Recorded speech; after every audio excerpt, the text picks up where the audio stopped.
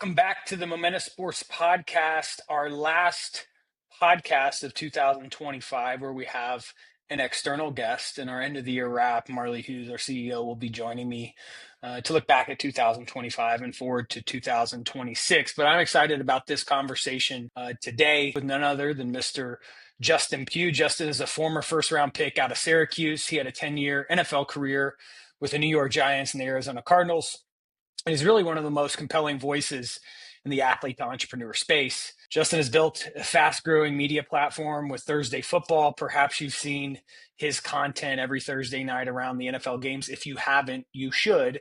And he's investing, advising, and helping athletes navigate the transition into life after sports, which is a conversation that I always enjoy. And he's doing it with a level of honesty and clarity that the industry really needs. We're going to talk about what the next chapter for Justin is, how he sees athletes stepping into ownership and investing, the global future of American football, and the mindset shifts required for players entering the next stage of life. And with that, we bring you Justin Pugh. Alrighty, Justin Pugh, welcome to the Momentum Sports Podcast. You are our last guest of the year, external guest. We do have an end of the year wrap with our CEO, Marley Hughes. But first and foremost, thanks for being here, getting you stationary and locked down for any point, any amount of time these days, based on just the extreme activity of you being out in the market, Thursday Sports, Thursday Football Club. You're doing a lot of incredible things post-career. We'll get to the post-career here in a little bit. But first and foremost, thanks for joining us. Let me ask you a quick question out of the gate. What are you excited about here in the holiday season? I know, you've got a young family. It's a special time of year.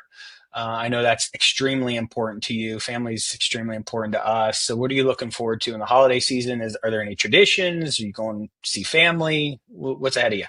So, you're just as busy as I am. So nailing us both down at the same time is a miracle That's that true. we made this happen. That's true. Family is everything, right? You try to balance it. And I think most players, when they transition out, struggle with that balance because most athletes deal with two things: purpose and cash flow. How do I pay my bills? How do I wake up every day motivated? And trying to figure out what gives you purpose sometimes takes you away from your family a little bit, probably more than you're used to. You're used to the schedule, where to be, when to be, and how to be through football. And that was the last 20 years of my life. My wife and I just moved down to Florida, closer to my in-laws. We have a 2-year-old little girl. And getting ready for the holidays is one of those things as a young family. You're like, my family's up in Philadelphia. So how do we spend time with my family and my wife's family? So we did Thanksgiving this year with my family. We went up north. We celebrated with over 30 members of my family. It was amazing. A little bit of an Arctic chill came in, single degree Fahrenheit. So it got a little wild. And then we'll spend Christmas with my family, my wife's family down here in Florida. And they're Italian. So 7 fishes. We do Sunday dinners every week. Sometimes I'm traveling. I can't make them. But I've learned all about the Italian culture and heritage. My father-in-law is the proudest Italian on planet Earth. So he makes sure I know about it. He makes sure I know my daughter's Italian, and I need to learn because of my daughter and my family's affiliation. So we'll be doing the 7 fishes, going to church on Christmas Eve, and then celebrating the day after with each other. A good time of year to slow down, soak things in. Remember what we're doing it for. And I'm in the same boat, right? Like, how do I pour into the family? How do I really stay in the moment in the weeks ahead? All right, we can escape from staying in the moment. Let's go back to the activity and all the action. I'm a former athlete. I'm always very curious about the athlete transition, the journey.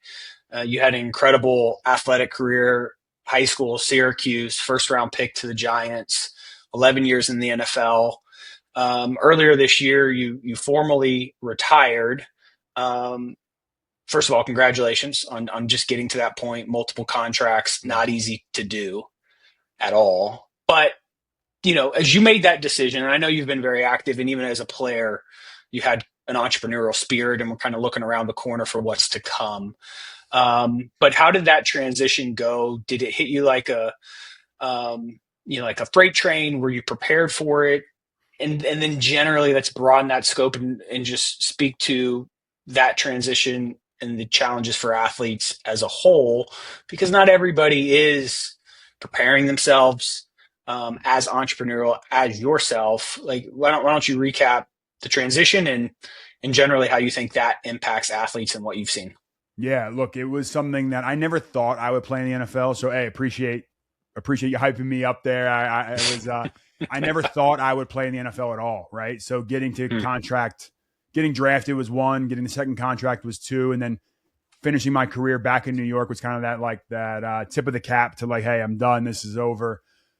My degree was in finance when I went to Syracuse University. My family's in the RIA space, wealth management, and I always thought I would go into that space. My uncle was always a mentor of mine in the business for 30 years, just did things the right way, just handled business the right way, just really a good human being. And I went to Syracuse thinking, hey, I'm going to get a free degree. I'm not going to have any debt. I'm going to start in this business and go work on Wall Street. I wanted to manage athletes' money. I thought that was my way to stay connected to the sport. And instead of going and working for my uncle, I actually ended up hiring my uncle and became a client once I got drafted. And I'm like, I just won the lottery. What do I do? My mom's a school teacher. My stepdad worked in construction as a project manager for a large company, Skanska. It's a Swedish company. Sure. Yeah. Um, so I got to see, and they built a really big hospital. They were involved in some stadium renovations and buildings. So I got to see some really cool projects. But I didn't come from this world of how to handle money, how to know when you're like, you can look this up. My first contract, I got a $5 million check when I first got drafted. Like, what do you do at 22 in New York City with an Amex card that has no limit and you can go do whatever you want? So definitely made some decisions that I would change and go and take. Actually, I wouldn't change them. It's helped make me who I am. Sure. And as I went through that process, my uncle was like the bumpers in the bowling alley where like I couldn't go too far off track, but he let me make some mistakes to learn and kind of get my MBA on the fly of how to be a pro athlete. I had some great mentors. There's a guy in New York, Zach Diassi, who probably is the biggest mentor for me. He was a long snapper, played for 13 years, won 2 Super Bowls. He kind of took me along and was like, hey, you're a New York Giant. The rooms you can get in and the people you can talk to have changed drastically just because of your status as a first round pick and the fact that you're a starter on this team. And so I went around with him to the city and learned how to network. And I wasn't thinking about life after. I was like, oh, this is cool. I got to go sit courtside at a Knicks game, or I got to go to a play, and they took care of me at Wicked or whatever the big play was at the time. It didn't really hit me until I left New York. So I played for 5 years. I thought I was going to get a big contract. I thought I was going to be the highest paid guard in football. And what happened was I got injured in my last year. Teams thought I was Hmm. damaged goods. I still got a contract, but I had to go to the Cardinals, and they were the worst team in the NFL at the time. So it was like, hey, if you want to go to the Patriots, it's a 1 year contract, go prove it, or you can go to the Cardinals. We're not having great much success, but you can Yeah. get paid. And I guess being a finance major, I was like, let me secure some money and make sure, because you never know, you could get injured in the next year. The Sure. NFL this is the baseline of the NFL, folks. You trade your health for money. That is what this game is. It's like fighting. You can only go as far as your body will allow you to. Unlike a lot of other sports, yes, there's health involved in golf and baseball and soccer and basketball, but you are not physically colliding with another human being who's trying to take your soul every single play. And Yeah. when COVID hit, signed that deal in Arizona. 2 years later, COVID hits. And when the Cardinals came to me and said, hey, you're in year seven in your career, you're not an all pro, you got to take a pay cut, I was like, oh, I'm retiring from the NFL. I always said, if that trade off for me ever was complicated or the equation changed, I would not play football anymore. But during that same time, I took an internship opportunity in the off seasons with a family office doing ground up multifamily development. And I realized being a player in that kind of athlete card, that athlete MBA, goes a whole lot further off the field. And the social equity you can get paid to be a player is Yep. so impactful. I ended up playing for 4 more years because of how Hmm. much I was getting paid, much less, but I started to really work on that social equity piece, and it opened up so many doors and changed my mindset completely. So I fortunately realized early on, because of COVID, which is a black swan event, that it was terrible, but it ended up being such a blessing for my personal career because it forced me to think about life without football. Very, very strong perspective there. How would you advise for athletes today? And we do have athletes, professional, collegiate, that listen to this podcast. If there were one thing that you could offer as advice for setting yourself for success, or maybe it's a mindset that somebody should have with that transition, or active knowing they have a few years left on your contract or they're later in their career. Like, you don't have to keep it to one, but is there a piece of advice that you would offer that has been meaningful to you? Yeah, I just say to every athlete I meet, and I talked to a guy yesterday who wants to get into the wealth management space, and you leverage the team, the league, the city that you play in as much as it's leveraging you, right? You're there to Mm. provide value to fans, and they love you because you let them kind of escape reality on a Sunday and watch a game, or a Saturday if you're in, playing in the college sports. Go into that community and start meeting as many people as possible. Yeah. When I tell people that I play for the New York Giants or the Arizona Cardinals in those cities, I can almost get into any room and meet with Yep. anyone. Now, you have to have your story down pat. What value are you going to provide? It's not just, can I meet with you for coffee and all of a sudden now, I have nothing to say. But people want to tell their story. Go listen Yep. to these people. Listen. Justin Tucker was famous for this, and I know other players have done it. They would see who the suite holders are at the stadium, and they would ask those suite holders, hey, prime example, MetLife, can I meet with some executives from MetLife? Come intern from a day, come shadow from you. I didn't know the CEO of MetLife is a Syracuse grad. I didn't Mm. do any of this work when I was at Syracuse, but now I'm finding out that MetLife has their CFO and CEO went to Syracuse University. I should have met those folks when I was at Syracuse University. So you Yep. can do this all the way back to the high school level. My nephew plays hockey at a school in Philadelphia. And I'm like, find out who the most successful Holy Ghost prep alumni are and see if you can have a meeting with them. See if you can say, hey, can I come intern for you? Can I come shadow you for a day to see what makes you successful? But then make sure you're providing value. Hey, can I come with you to a meeting and I can, I'll get the coffee if I need to get the coffee.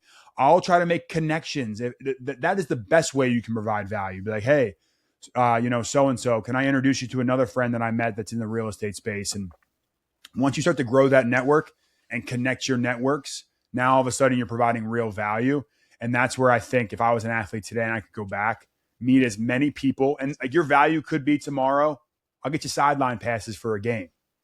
I'll come up to the Yep. suite after and shake some hands up in the suite because I'm the star, quarterback or receiver.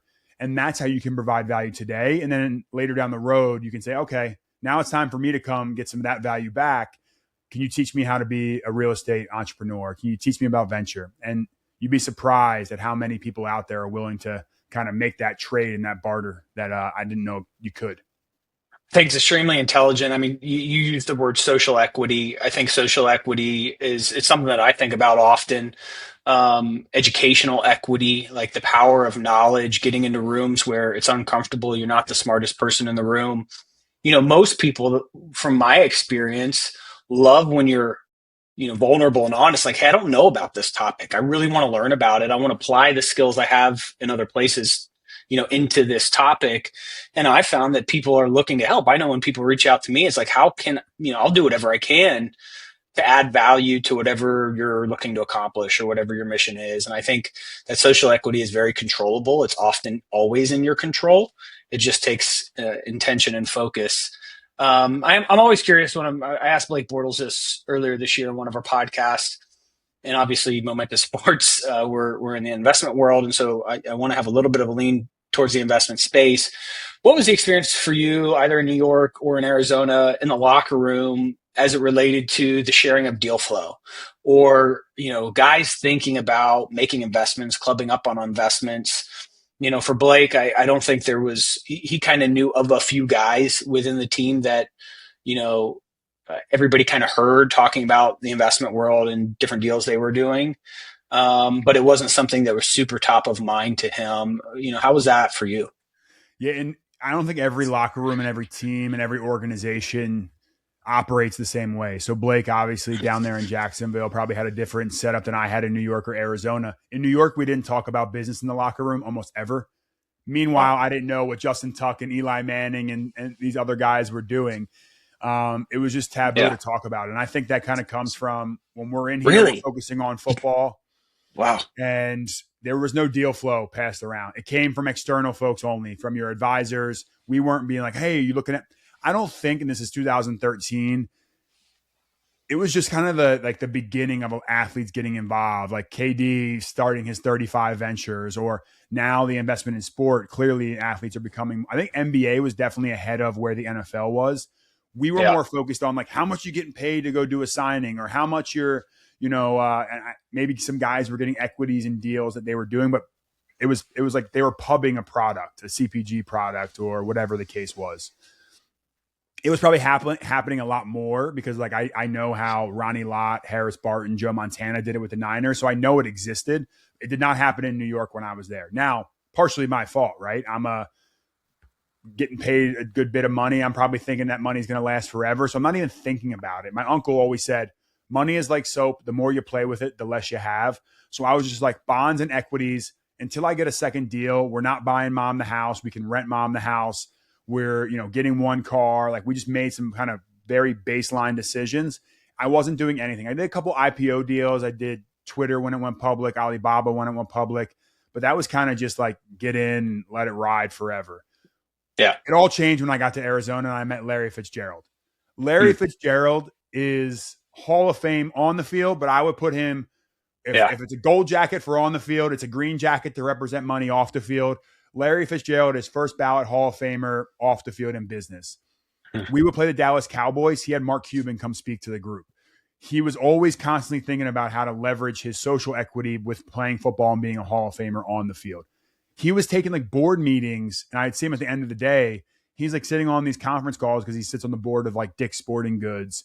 He's the one who really opened my eyes. Like you can play football and be a Hall of Famer and be successful off the field. After meeting Kelvin, after meeting Larry, I met Kelvin Beachum, who Larry's like, yeah, he's the best player on the team. He's a Hall of Famer. Kelvin Beachum was a 7th-round pick, shouldn't be in the NFL, and he's still in the NFL going on year 14. And I would put Kelvin Beachum business acumen up against almost any player of all time in the NFL. He's up for Wow. Walter Payton Man of the Year this year, just a great human being. But his portfolio is insane. And not because they let him in because he's this star player. It's because he's grinded. He's gone and scouted. He's worked for Sequoia. He's gone and worked with Next Legacy. And he's just one of those guys that showed me the grind that it takes to be an offensive lineman. I never like reveal that I say this term out loud, but there is like a middle class of sport, right? We talk about it in our union. Like you try to help the middle, like the bulk of the guys. And I think I fall squarely into that middle class of sport athlete. I'm not a star receiver, quarterback. I'm not part of the quarterback club, but I still will put in the work and I'll grind. And Kelvin kind of showed me the way to go about doing that. And through that process, we shared deal flow. He was in venture, I was in real estate. When I was working for the family, we were doing large institutional level real estate deals, like as big as 780 unit garden style apartments, huge Wow. data center deals. Like the family just sold one to Amazon. And that was like a really interesting way for me to kind of see this. I wasn't doing Airbnbs and buying one apartment or one Right. unit. I was You're investing doing in institutional quality stuff. exactly. And some of my other teammates, like Devon Kennard, was doing lending for like spec homes, and he's built a great portfolio. You can do it multiple different ways. We started having these conversations, and it completely changed my life. And I credit the Arizona Cardinals for, thank God, the New York Giants. We were terrible my last year, and the GM said, "Hey, I want big hog molly O lineman," because I would have probably signed a deal and stayed with the Giants. Arizona was that aha moment where I really started to change my perspective. And that's where now it was like, I haven't stopped talking about deals since that day. And I've only got more hooked on kind of the asset management side of the business where Momentous also plays around. How have you, that's good, really good perspective. It's great to hear guys like Kelvin. Obviously, Larry is, um, somebody that's very recognizable from the impact that he's had off the field, and a great example for athletes to kind of model, and just an incredible human being. I don't know him like you do, but you just get that sense. Um, what's kind of the mindset today? You did very well in the NFL, relatively speaking. You've got change in your pocket. There's a lot of people that are deal junkies that want to invest that. You've talked about the more you play with it, the more you lose it. What's your just general mindset or risk tolerance? I think even in a conversation we had in the past, you talked about advising athletes to be conservative out of the gate. What's the general over thought process as you roll into this next phase of entrepreneurship? Say no to everything initially. I would say get into deals with your network and not with your checkbook to start. That's where that social equity comes into play. Meet the right people. In any investment, the numbers can say whatever they need to say to raise the money. We're going to hit this return on your Sure. investment. We're going to hit this IRR. Every real estate deal looked sexy for the last 30 years because interest rates were low. People were paying crazy multiples off of we don't got to get into cap rates and things of that nature. People cap rates were Yep. low, interest rates were low. Almost anyone could have done a real estate deal and been successful. Sure. When interest rates go up, 5% over the course of 18 months, like you find out the tide's coming back in or going back out. You're going to see who's got swim trunks on or not. And that's really when you find out the operators of these deals. And I think that goes to any world venture. You're investing in people. So learn how to read people and feel comfortable investing in people before anything. And that's the first thing I'll tell athletes. I almost want the NFL to make it like a mandate. We always talk about having a no guy. Having a no guy that's a paid employee of yours, like your wealth manager. Like my uncle, because he was my uncle, he could be a little bit better of a no guy. But at the end of the day, I have money invested with him. And if he tells me no too many times, I may go to another wealth advisor that's going to tell me yes. Athletes love to hear yes because we think we're the shit. We're the smartest. We're the strongest. We're the patriarch of our family because we made this money. You made the money winning the lottery, the genetic lottery. So let's not act like we are savvy business investors. We typically invest with the cousin, the brother, the friend of a friend that's opening a bar that has this can't miss opportunity. There's a crazy stat out there. I don't know how accurate it is of athletes that go, and I don't want to say broke, but have to alter their lifestyle because of the cash flow issues. We live off W-2 income. We don't live off cash flow. That's we're rich. We're not wealthy. Odell Beckham last week came out and had this, went viral, talking about how quickly $100 million goes by in career earnings. When you think about it, you get less than half after taxes and agent fees, especially if you play in a place like New Jersey, where you have state income tax and the federal tax bracket, and then you have your agent fees. Now, all of a sudden, you think you're getting $100 million, but you're only really getting like 45 to 50. Now you're spending like you have 100. You're spending, he threw out the number, $4 million a year.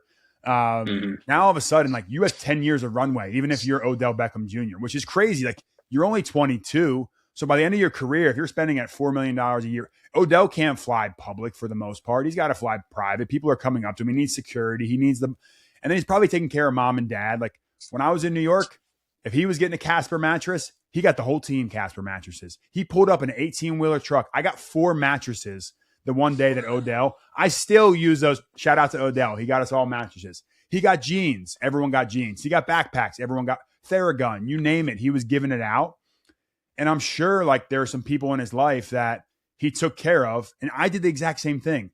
If I have this money and I have a bunch of friends that don't have money, my best friends I grew up with, am I not going to go to the club or not go on vacation because they can't afford it? No, I want to go on a weekend vacation. I'm bringing my buddies with me. So it's part of like everyone wants to yell at the athletes.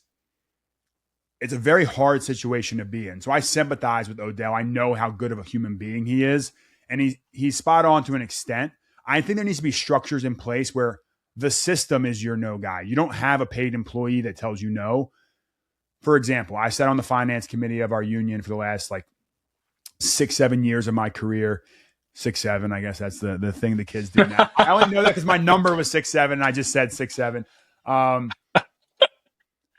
We used to have it be optional that you maxed out your 401k. We changed that and we made it so you had to opt out of it. And now 95% of the guys are in it. 95% of the guys max it out. Before, the numbers were drastically lower, and we're taking care of guys without them even knowing they're being taken care of because, again, we're worried about playing football. We're really not entrepreneurs. So, like, let's keep defining, like, we have to pay the pros to be the pros, and we are not pros in the finance space. I think we should do something on our first contracts, and this is very will be very controversial. I think our first contracts, like, we know what every player is making to a T. You can go online right now and look at how much money I made in my career. You know what I got paid in cash in year one. It should go into some kind of protected annuity-like product where it forces me in my first contract to live off cash flow and not live off W-2 income. Where I can only spend a certain amount of money it's like a bond. Make it a bond where I get 5% on my money. And if you have a certain threshold, like, okay, you get a portion in cash, but you also have to go into this annuity like product where you have to almost educate yourself to be able to opt out of it or pass some kind of program in your first contract to opt out of it.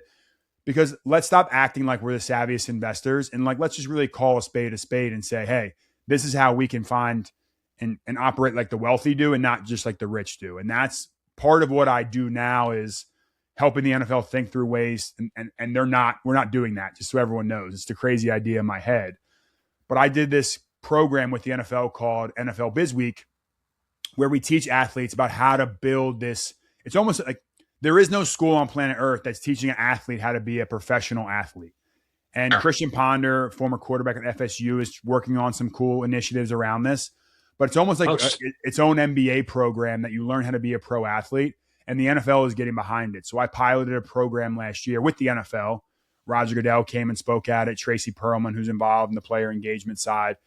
And we taught players about how to network in the spaces of private equity, venture, real estate, wealth management, networking, branding. Strahan gave suits out to all the guys. And we really wanted to start to grow a network of increase the network you're in, increase the results that you get. And we're going to do it again this year. I'm sure you guys will be involved. And we've had some conversations about how Momentous can get involved because you guys are passionate about the space. And I think that is where this goes long term. Let's make the flex, not the car, not the, how much we're spending when we go out. Let's make the flex the portfolio. Let's make cash flow the flex. How much you're bringing in monthly, passively, not having to play football for. And if we can make that the flex, we will change the narrative around how athletes go broke, like everyone wants to say. I love it. I love it. And what I'm sensing there, and I think that's really incredible. I think great ideas actually. But what I am sensing there is that you've been intentional about staying close to the league post retirement generally. How are you? Why is that? And where do you draw? Like, what's your sense of connectivity, or what's the impetus behind, staying connected with the league, thinking beyond what's been put in place already? What kind of led you back there? And when I say league, I mean like the league level, the offices of the NFL. Um, why so? It's the most dominant sport in North America. I would even venture to say we'll go toe to toe with, soccer's a bigger sport, but you have EPL, you have Bundesliga, you have Serie A in Italy, like one like central league unit. Like the NFL is a force to be reckoned with. And I think if you put in, I think it's the NBA's revenue and MLB, you combine the two, it's still smaller than the NFL. So like, why would I give up a business that I've been working in and underwriting and due diligencing for the last 20 years of my life? With the amount of money flowing into professional sports now, why would I give up access to the number one sport in North America? And I realized that the league wants to make some of these initiatives happen. And if I can be supportive on helping players, it helps both of us. Like the league doesn't want to see players having issues post-career. I don't want my best friends having issues post-career. How can we come together to make that happen? And the NFL was supportive of the idea. We're running again on the program. It's a financial empowerment program that we're running. And it's something that we provide value to everyone in the ecosystem. Everyone can win. And at the end of the day, the fans get a better product because now, like, instead of the highlights, and hopefully this is my goal, you don't see on ESPN bottom line that this player had financial issues or got in this trouble. A lot of times the trouble we get in stems from not having two things, purpose and cash flow. They almost all stem from those two things. And the NFL has gotten very much supportive, and they always have been. But it's like, how do you continue to push that? And I'm the one that luckily had a finance degree, was in the NFL for 11 years, got to meet a lot of great people. So the players also trust kind of some of the things that I'm saying. And then I put in the work. And it's just this unique blend that the NFL was like, all right, let's pilot it out for a year and try it. And I did the work. And I had some, I'm going to get current players to help champion the program going forward. Kelvin Beachum is going to get involved this year. We're going to get some amazing speakers and actually provide value. And that's where I think hanging around the hoop of the NFL allows me to get these initiatives across the finish line because I can cold email almost anyone on planet Earth. Jeff Bezos, if you're listening right now, I want you to come to BizWeek and speak to these 40 NFL players. Let's go, Jeff. And you put us all on Thursday on Amazon every single week. Come talk to us about how to build businesses. And he would. I guarantee if I got a meeting with Jeff Bezos, that's how the conversation would go. He would be at BizWeek because everyone wants to be close to the NFL. So how do we use the NFL to grow social equity for all the players? I want to do what I did for myself for all the players. And that's where I'm an O-lineman. We operate as a unit. I think that is one of the most important things to do it together, to learn how to, like me and you talk about a lot of different businesses, like learning how to do things as a team, provide stability, have the right reasons for doing it. And this isn't like I'm not making money doing this, but by doing this event, I get to be around the NFL. So I get to meet amazing people in private equity, venture, real estate. Now, all of a sudden, I get to talk to them. So I get paid in social equity for doing this. I get paid in service when players come to me and they're like, hey, Justin, it feels good to get on a call yesterday with a young player getting ready to retire. And he's like, I want to get into wealth management. What should I do? Do I need to go back to an Ivy League school? Can I just get my, my series and pass all of my tests and just get into the business? So I connected him with a player who's done it. Yep. And that makes me happy. And that gives me purpose. So selfishly, I'm solving for purpose and cash flow. And by doing it to help other guys solve for it, I get to win in every which way. Yeah, you can sense that. And it's powerful. It's powerful in many different ways. You talked about the NFL there being this behemoth, right? I got a sense of that here a couple weeks ago. I live 10 minutes from Olympic Stadium here in Berlin. I went to the NFL game with the Colts. Who do they play? The Falcons. Yeah. And it was really one of the best sporting experiences I've ever been to. You could tell the German market absolutely loves American football, and they were super into the game. Obviously, soccer doesn't have these entertainment breaks or commercial breaks during the 45 minutes. So everybody is hyper engaged in anything that's going on during timeouts or TV breaks. And I sat there and I said, when I came over here to play American football, in the German Football League 16 years ago, this was no chance in hell that the NFL was ever going to play a game over here. And it's obvious, that American football, second most watched sport on television here in Germany. Obviously, there's the CFL. There's been various feeder leagues. I don't even they're professional leagues, but whether it's the USL, USFL, the XFL, they've tried to make that sticky. There's another push at that right now. I'm excited to see what that does. Orlando, my hometown, has a new team. Yeah, but I'm curious. Mike Rapoli's gotten involved, and if he can't do it, I don't know if it can be done. And I know you've connected with his family office and heard more about even specifically the Orlando project. But today in your seat, how are you, and you don't have to get into specifics, but when you think of the global expansion of American football pushed by the NFL, how are you thinking about that? Is there opportunity there? Does it make sense? Is it flag? Is it tackle? Traditional football? What's your general take there? So I think, and I've been working in this space kind of quietly behind the scenes of the NFL is the behemoth, right? Everyone, if you could get an allocation to an NFL team, everyone's lining up, not because the return metrics necessarily, right? It's not like giving you a sexy VC return, but it's like a stable asset class. Sports are a stable asset class that are agnostic to what's going on in the world. Uncorrelated. We can talk about all the political things that have gone on, wars around the world. We're still tuning in on Sundays or Saturdays to watch our team. And that's why you just saw Utah take on a $500 million equity investment from Otro Capital, because people believe in sports in the long term. Women's sports are growing at an unprecedented clip. I think the WNBA teams, the valuations are, NWSL, you're going to get into the $1 billion valuations for some of these teams.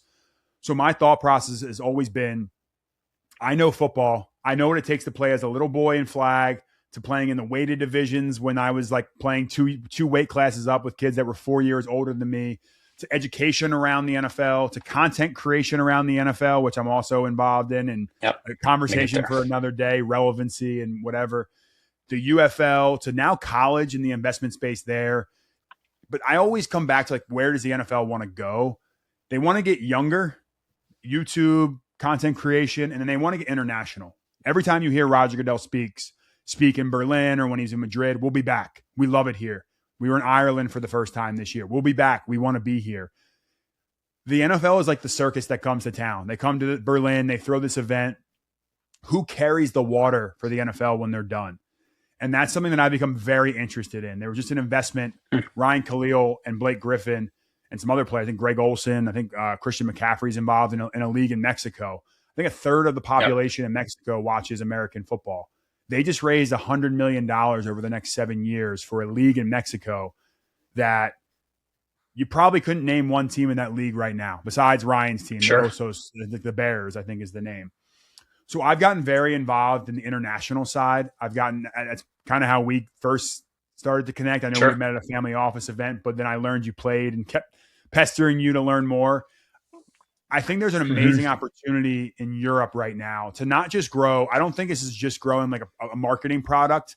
You send Tom Brady over and he's the greatest of all time. And he throws a football around at a Berlin game before the Patriots play. It's great. It's part of the circus act, right? It's like he's the ringleader. If we really are truly passionate about growing the game of American football, it starts at the grassroots. I told you I'm married into an Italian family, and there's some very interesting things going on in Italy right now. They're making a push for a flag football team. They have the IFL, which is a grassroots domestic league. And then they were a part of this European League of Football that is going through this overhaul process right now and professionalizing and getting the right structure. And that's where I've entered the equation. I think there's an opportunity to grow domestic leagues in countries. Could be an organism that sits at the top that represents American football in these countries where you have a professional pan-European league. You have a flag league, which the NFL is very interested in from just you hear it out there publicly. And potentially some academies where you can start to bring in not just American football, but all sports. I found in Europe that, and you can probably attest to this because you're looking at schools for your kids now. In Europe, there's very much a school or education kind of track that you go down. I'm not saying this because I know this. I'm saying this from due diligence and research. There are opportunities to kind of have this U18 domestic league that kind of functions like a high school. We have an academy that now can push into the college ranks. And the thing that's changed, and I think the pitch to European parents that may change over the next 20, 30 years, is you actually can get paid now at a younger age to play American football, to play golf, to play volleyball, to play softball. There's a girl at Texas Tech that just got $1 million contract to go play softball at Texas Tech. So now you can go to a school like Duke, Vanderbilt, Syracuse University, UCF, and you can get paid to play a sport and get an education. But yes, parents don't want to have their kids in America forever. I moved to Florida to be closer to family, to be on the East Coast. We need to have professional organizations that allow athletes to play sport as a full-time business in Europe. And that's where I think you complete the circle and grow the entire ecosystem. So I've been doing a ton of due diligence on that and how that can work, and leveraging the coaches, the academies that I've grown up going around, the flag football. You look at what some of these players are doing. I think Drew Brees just sold his flag football league. The real estate that goes around. How do you de-risk the opportunity? And I say American football in Europe, you're like, oh, risky, stay away. But what if I told you there was a way to have some real estate? You could maybe get a piece of an actual NFL team. You get more of the bond-like return there, and then we take some venture shots on some of these leagues that are emerging. I see a world in which Europe will have a pan-European league that doesn't compete with the NFL, that feeds the college system, and it could feed the UFL and what Mike Rapoli's trying to build and feed the CFL. And that's where we can grow the ecosystem of American football as a whole in the world. The NFL has an academy in the UK. They have one in Australia right now. They are coming. They will be in Europe. Who's going to be there as the strategic partners, boots on the ground? And that's where I think the opportunity lies. I think there's significant opportunity. I think you're spot on. I think, obviously we did meet at a family office conference almost 2 years ago. I've been impressed in your ability to kind of show up in this ecosystem over here, but really through the lens of diligence, understanding the human dynamics behind how it works over here. There's been people entrenched in the American football system globally, but even in Europe, who feel like they own it kind of because they were super early to it. And it is time for the evolution of the leadership, in my opinion. And this is from firsthand knowledge. I did coach Yeah. as a quarterback coach and OC in the European League of Football, the ELF here in Berlin. And that was an underwriting process for me from the ground, essentially. Because I've always personally been like, how do I influence the growth of American football? And I resonate with a lot of what you're saying. It'll be really interesting to see what comes of kind of the fragmentation that exists today. What's that consolidation look like? And then how do you layer in organizations like the NFL and others to really supercharge the long-term growth. I do think, and I do think about it all the time for my daughter from a flag football perspective over here, for my son from both contact sport or contact football and flag, where there's kind of a messy middle right now where it's like, I don't really, Yeah. there's kind of leagues, there's kind of not. But I do think that flag football being an Olympic sport is going to be huge for the game globally. And as I told you on a call recently, I think, young kids, athletes who are in their DNA or just exposed to a soccer a lot, like hand-eye coordination is different. The way that you Yeah. move on a field or a pitch, like flag football is a great kind of like, hey, this is how football players, American footballs move athletically. Um, and I'm excited to see where it goes. We could probably have a whole nother conversation in the future about the evolution of American football over here. Let's wrap here. I know you got to get on the road. Let's wrap here quickly on Thursday sports. You've been all over the place. You're super entertaining. You've really identified this kind of unique gap in covering the Thursday night football games and the amplification of that from a social perspective. What gave you the idea to do it? And,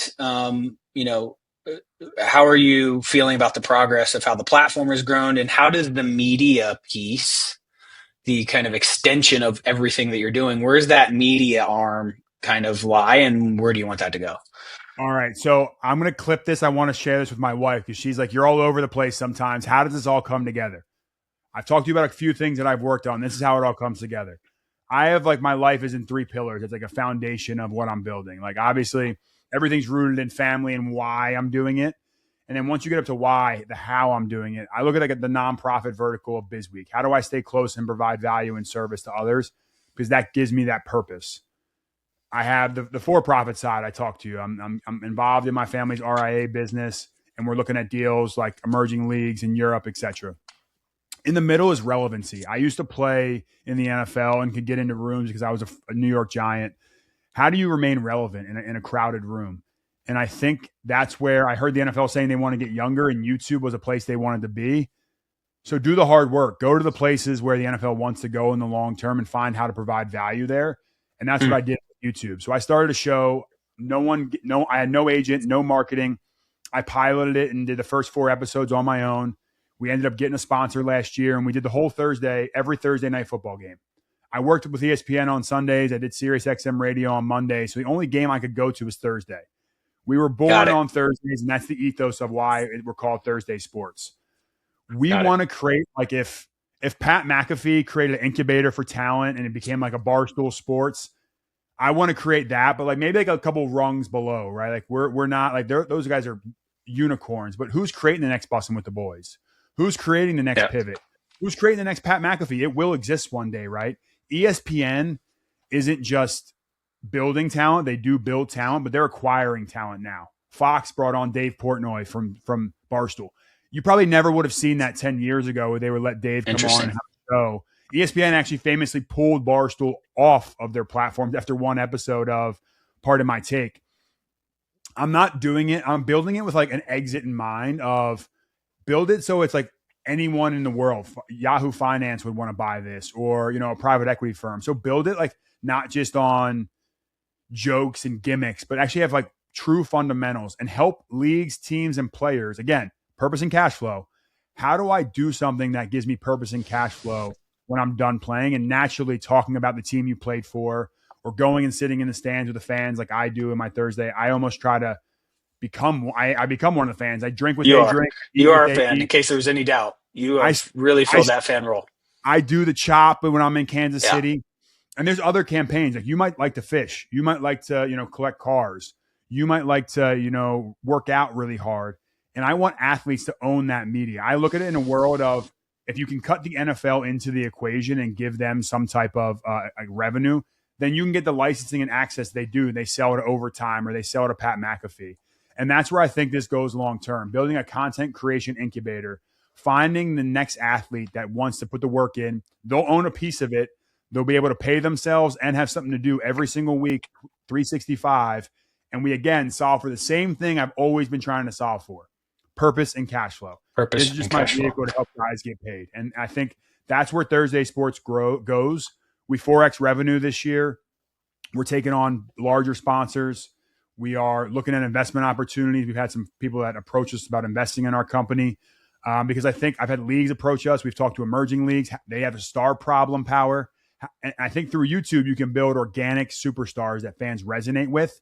I think the days are gone where brands are just going to pay a bunch of money to an athlete to represent one product and just put on a pair of sunglasses or rock a bag. I think it's going to go to micro influencers, where you go to, instead of one person with 1 million followers, you're going to go to Yeah. 10 people with 100,000 followers and have economies of scale, diversify, and offload some of that risk. And that's where I think we go, because I think we do it better together than just having one person do everything. And again, it goes back to that. I want to build for the middle class of sport athlete that is the bulk of the masses. And if we can help that group in every which way, with the BizWeek, with Thursday Sports, with investment off the field, I think that's where we'll really make the most impact. Listen, man, I told you we keep this to 45 minutes. I'm pretty dialed into that right now, so I don't want to go too far over. It's been incredible to watch your journey, become a friend, build a relationship. I'm excited about what the future holds. I'm excited for you. I think, I talk to a lot of athletes. There are very few former athletes, current athletes that are professionals, very few that kind of see the world in this multifaceted way. But if I take anything away from today, it's purpose and cash flow as a core fundamental more than anything else. And I'm excited to see what the future holds for you. So appreciate you joining us. Thank you for the vulnerability, the perspective, and for entertaining me every Thursday. When I wake up on Friday, I know I can go to you and see what was going on the ground. In the NFL on Thursday nights. So enjoy the holidays. I hope the end of the year is incredible with the family, and I'm excited about the possibility of collaboration and working together and building a friendship going into 26. And good luck as you get on the road again. Hey, now I got a reason to come to Berlin. The next time there's a game You there, do. I know where I'm going and who I'm enjoying the game with. So maybe I'll get you on camera a little bit. You can teach me the ways how to be a successful German for the day, German football fan. I'll see you I in Palm appreciate Beach it. before that, though. Take I care. got you down here. I got you down Yep, here. I'll be there. I'll be there. Take care, All brother. right. Take care. See you. Appreciate it. Again, I want to thank Justin for joining the show today. For everyone listening, if this conversation resonated with you, if it gave you something to think about, please subscribe to our Momentum Sports podcast on YouTube, on Spotify, and the other various platforms where you can find podcasts. Follow us on our social channels at Momentum Sports, and share this episode with somebody who you think would get value from it. We would really, really appreciate that type of support. And ultimately, what we're trying to do here as we roll into 2026 is build a community around ownership, access, and the future of sports. And we're grateful, truly grateful, to have you along for the journey. I'm Kyle Israel. Thanks for tuning in, and we'll see you on our end of the year episode next week.